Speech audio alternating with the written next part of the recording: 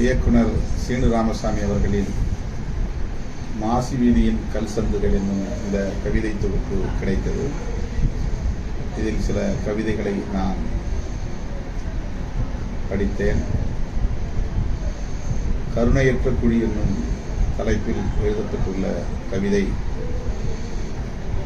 மலக்குழி மரணம் குறித்த துயரத்தை வெளிப்படுத்துகிறது. இந்த கவிதை ஒவ்வொருவருடைய உள்ளத்தையும் தொடக்கூடியதாக இருக்கிறது. இன்றைக்கு இந்த 21ஆம் நூற்றாண்டிலும் மலக்குழி மரணங்கள் நாடெங்கிலும் தொடர்கின்றன. அந்த வலி நமக்குள் ஆறாத வழியாக இருக்கிறது. அதனை தோழர் சீனு ராமசாமி அவர்கள் பதிவு செய்திருப்பது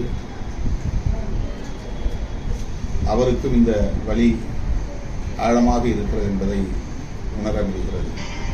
அந்த கவிதையை நான் இப்போது வாசிக்கிறேன். குழந்தையின் சேலை தொட்டில் குழியாக தெரிந்தது அவளுக்கு. குழந்தையை தூக்கி கொண்டு அலைந்தாள்.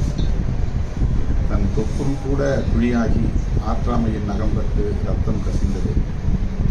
தூரத்து இருட்டுப்பாதை கருங்குழியானது. எரியாத விறகடுப்பும் நெருப்பெறியும் குழியாக தென்பட்டது. வெற்று சோற்றுப்பானையும் நீர் கொதிக்கும் குழியானது. மலக்குழிக்குள் முதுகு வளைந்து நாசி அடைத்தது. செத்த கணவனின் முகம் மட்டும் திரும்ப திரும்ப மேலே வந்தது. காதலில் கரம் பற்றிய கணவனுக்கு தன் ராஜாதி ராஜனுக்கு கண்ணீர் உருத்திரள முத்தமிட்டபடியே இருந்தார். அவ்வூரின் பொதுக்கிணற்றில் யாவருக்கும் பொதுவான நீதியின் நிலவு செத்து மிதந்தது அவ்விரவில்.